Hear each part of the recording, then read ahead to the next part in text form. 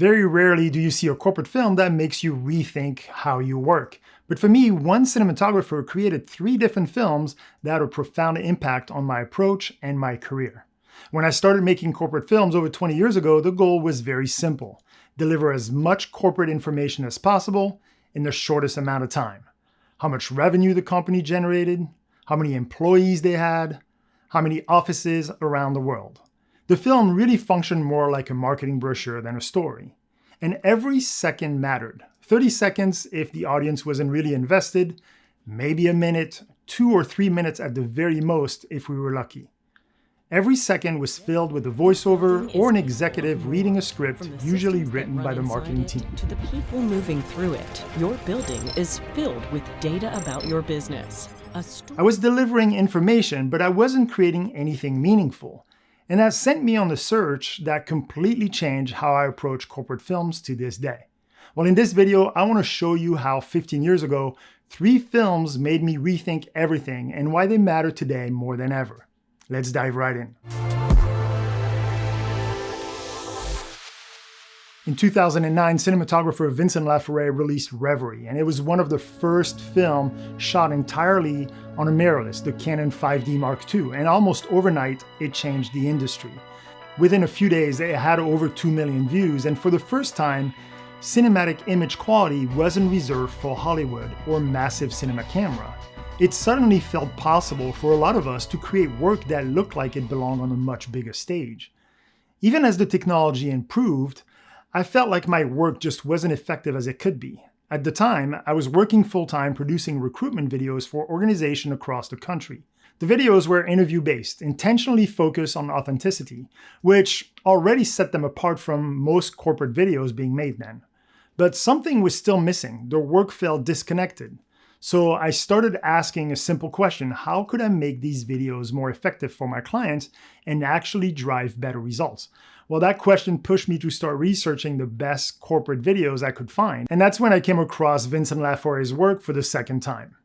I discovered 2 films that he created that completely reshaped how I approach corporate storytelling today and played a major role in how my work is viewed within the industry. The first video I watched was actually a recruitment video for USAA. It featured a security guard. And because that was my world, the world of recruiting, I was very interested to see his approach. Right away, I noticed that he was working based off of interviews versus scripted content. And it was really different than what I was doing at the time, mainly on the story side, because it was human-centered rather than company-centered. And it may sound simple today or obvious, even though I still see a lot of company-centered videos today. But he was able to just focus his entire message on this person's experience, and not even necessarily his experience within the organization, which he did talk about, but just who he was as a human being.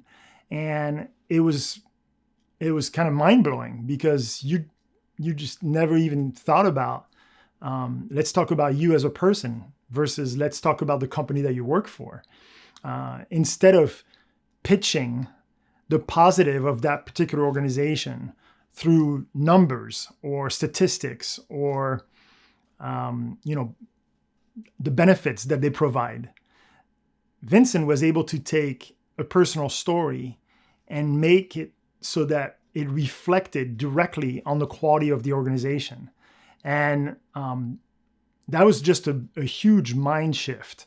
The piece was fairly long compared to what I was doing. I was really doing 30 second to 1 minute. And on this one, he's pushing towards the 2-minute mark. But people keep talking about how shortened the attention span is. And my argument is actually, no, I don't think people's attention span has changed. I think the content has become really boring, because you can actually see people still enjoy a 2-hour or even a 3-hour film. And so the difference here is simply because the production value and the storytelling is engaging. And so people are willing to sit through an entire film versus a very boring content where they can only last 15 to 30 seconds. And then the second film that I ended up watching was for a company called Moto Art. And that was more of a marketing piece. It was not a recruitment piece. And this one was literally jaw-dropping on many different levels. But Moto Art is or was a company that refurbished old World War II plane parts into furniture. So they would make desks, coffee tables out of old parts. And it's really cool and it looks great. And when I first watched that piece, it's about 1.5 minutes. So that was a little bit more in line with what I was doing. And when I watched that piece, the first thing that completely baffled me was how much pause he had throughout the piece and how few actual spoken words he used in the piece. Because for me, a 1.5 minute video, I would have crammed as much information in there as possible, as many sound bites as I could. And to have a piece that just lived and breathed and you just let the music do its thing was just, it almost felt like a waste of time, of like, you're wasting all those precious seconds to not communicate to the audience. We see what used to be the pinnacle of design and technology, an opportunity to create something new while honoring the old.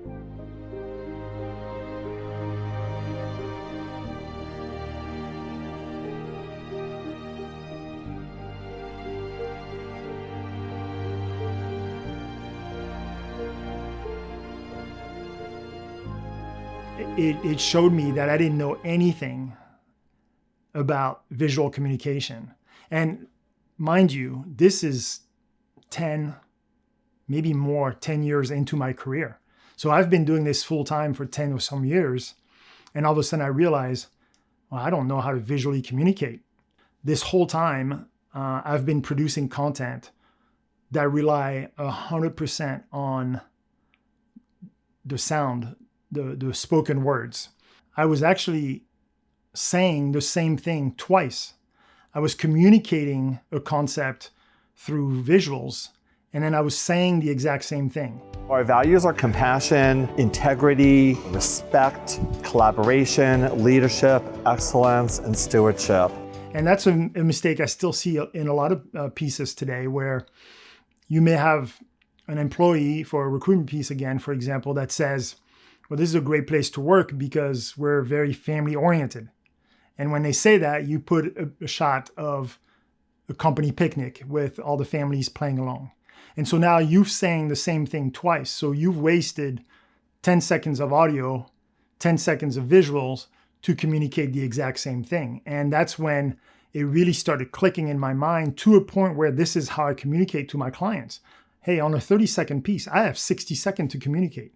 I can communicate 30 seconds of audio, 30 seconds of visuals. So let's make sure we use all of that. It was incredible to see him use slow motion, capturing everything with super close up, and then everything is black and white, and you can see like the person's skin and just the texture was unbelievable. Not afraid of big shadows. To watch that film really challenged me to say, oh my gosh, like, how do I do that? How do I produce something like that?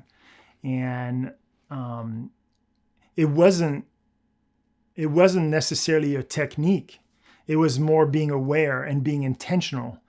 Instead of walking into that environment and start pointing my camera and filming people working, it needed to be a lot more intentional about how I want to capture that particular person, and where's the light coming from, and what can I use, and can I take some light away to create those shadows. That film also was critical in teaching me about pace and how to align that with the corporate identity, the corporate tone, the voice, the corporate voice of my clients.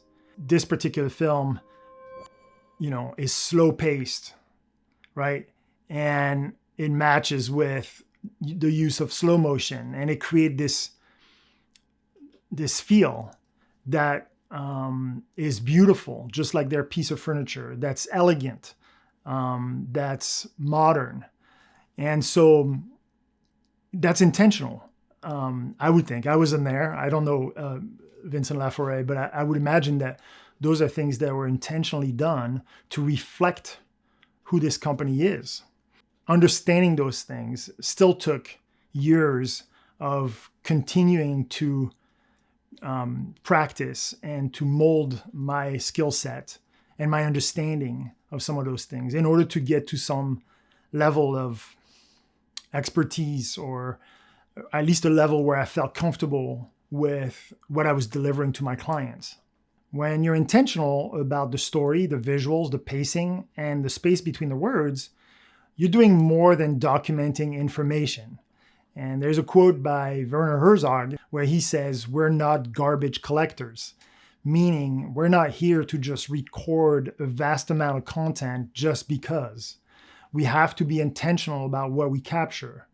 And when technical skills and creative intent are combined with an understanding of psychology, how people perceive, feel, and respond, well, then every decision starts to matter. And at that point, you're not just creating content. You're intentionally crafting a story for a specific purpose. And when you approach your work that way, you're no longer making a corporate video. You're creating a corporate film. If you found this useful, feel free to subscribe to the channel. And if you want to continue learning more about cinematography, check out my online course on camera settings. Thanks for watching, and happy filming.